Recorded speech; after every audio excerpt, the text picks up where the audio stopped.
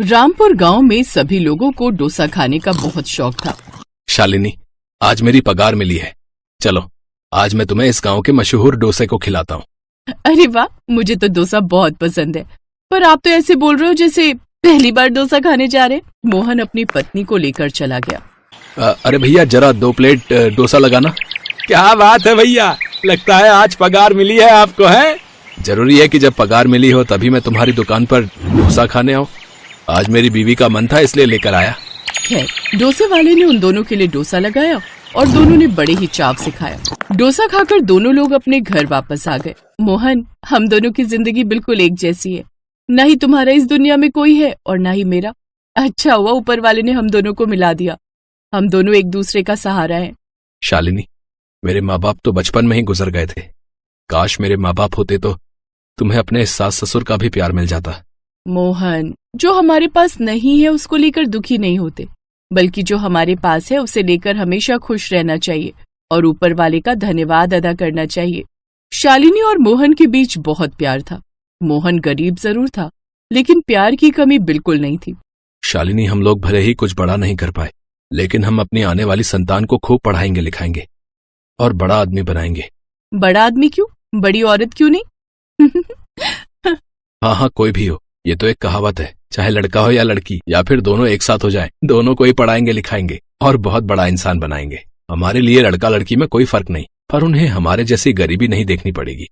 ऐसे ही दिन बीतते रह गए और 9 महीने बाद शालिनी ने 2 जुड़वा बेटियों को जन्म दिया। मोहन और शालिनी बहुत खुश हुए। अरे शालिनी बहू, तुम दोनों तो ऐसे खुश हो रहे हो जैसे तुम्हारे घर लड़का पैदा हुआ हो। क्यों चाची, आपके पैदा होने पर आपके माँ बाप सदमे में चले गए थे क्या? अब उस औरत को कुछ समझ नहीं आया कि क्या जवाब दिया जाए। खैर, मोहन अब दिन दुगनी रात चौगुनी मेहनत मजदूरी करता और अपने बच्चों के लिए अच्छे अच्छे कपड़े लेकर आता। धीरे धीरे दोनों बच्चियां 3 साल की हो गई। पापा, आज आप हमारे लिए कुरकुरे नहीं लाए? नहीं बेटा, आज तो तेरे पापा कुरकुरे लाना भूल गए। तो फिर आज हम लोग आपसे बात नहीं करेंगे। तभी अचानक मोहन ने अब कुरकुरे के 2 पैकेट निकाले, जिसे देखकर दोनों बच्चियां बहुत खुश हो गईं। पापा, इसका मतलब आप हमसे मजाक कर रहे थे? मैं अपनी बच्चियों के साथ मजाक भी नहीं कर सकता। तुम लोग कुरकुरे खाओ, मैं तुम्हारी मम्मी को जाकर खाना बनाने में मदद करता हूँ। मोहन रसोई घर में चला गया, जहाँ पर शालिनी मिट्टी के चूल्हे में खाना बना रही थी। मोहन ने शालिनी से कहा, शालिनी, जब से हमारी दोनों बच्चियां हुई हैं, तब से मैंने तुम्हें डोसा नहीं खिलाया। मुझे पता था कि आप किसी दिन ये मुझे कहने ही वाले हो, पर मुझे पता है खर्चा बहुत हो जाता है, इसीलिए मैंने आपसे नहीं कहा। लेकिन आपको जानकर खुशी होगी कि मैं डोसा ही बना रही हूँ। क्या बात कर रही हो शालिनी, तुम्हें डोसा बनाना आता है? आता तो नहीं था, पर धीरे धीरे इधर उधर से देखकर मैंने सीख लिया है। खाकर बताइए कैसा बना है। मोहन ने शालिनी के हाथ का बना हुआ डोसा खाया, उसे बहुत पसंद आया। शालिनी, तुमने तो उन दुकान वालों से भी अच्छा डोसा बना लिया। मेरे दिमाग में एक बहुत जबरदस्त प्लान आया है। कैसा प्लान? मुझे पता है कि मैं मेहनत मजदूरी करके अपने सपने पूरे नहीं कर सकता। हमारी बच्चियां पढ़ाई के लायक हो रही हैं, उनका हमें स्कूल में एडमिशन कराना पड़ेगा, जिसमें बहुत खर्चा आएगा। मैं अपनी बच्चियों को कोई भी कमी महसूस नहीं होने देना चाहता, इसलिए मैं चाहता हूँ कि कोई बिजनेस कर लूं। और आप भी डोसा का बिजनेस करना चाहते हैं, मैंने सही कहा ना? शालिनी, तुम तो अंतर्यामी निकली। सच में शालिनी, हम दोनों को कोई दूसरा बिजनेस तो आता नहीं। तुम्हारे हाथों में जादू है। तुम्हारे हाथों का डोसा खाकर गांव वाले और आसपास के गांव वाले भी इन दुकानदारों का डोसा खाना बंद कर देंगे। सब हमारी दुकान पर ही आएंगे। इस बिजनेस में कुछ ज्यादा खर्चा भी नहीं होगा। हम अपने घर के बाहर ही चबूतरे पर डोसा बेचेंगे, फिर जैसे जैसे कमाई होने लगेगी फिर बड़ी दुकान खोल लेंगे। मैं आपके साथ हूँ मोहन, मैं घर के अंदर बैठकर डोसा बनाया करूंगी और आप बाहर बेचते रहना।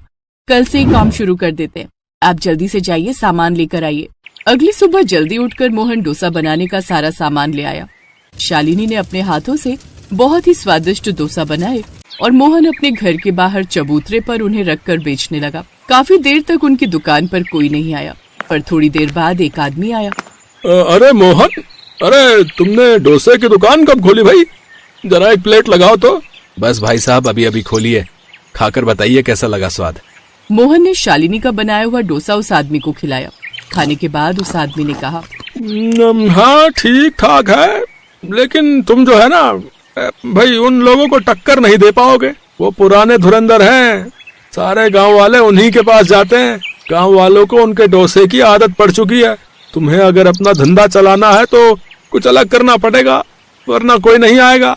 अरे भाई साहब, डोसे का स्वाद तो डोसे जैसा ही होगा ना। ऐसे ही दिन भर में 2-4 लोग आते तो थे, लेकिन वो दोबारा नहीं आते थे। इस तरह से मोहन की डोसा की दुकान फ्लॉप हो गई। शालिनी, हमारा हर रोज सामान बेकार हो जाता है। हमें नहीं लगता कि हम ये बिजनेस चला पाएंगे, क्योंकि पहले से ही इतने धुरंधर मार्केट में बैठे हैं डोसा बनाने वाले।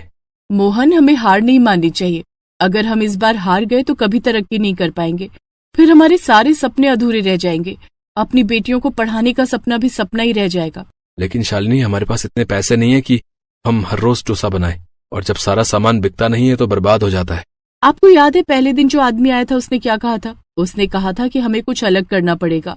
अगर हमें डोसा बेचना है तो कुछ तो अलग करना पड़ेगा। पर करेंगे क्या? डोसे में क्या अलग किया जा सकता है?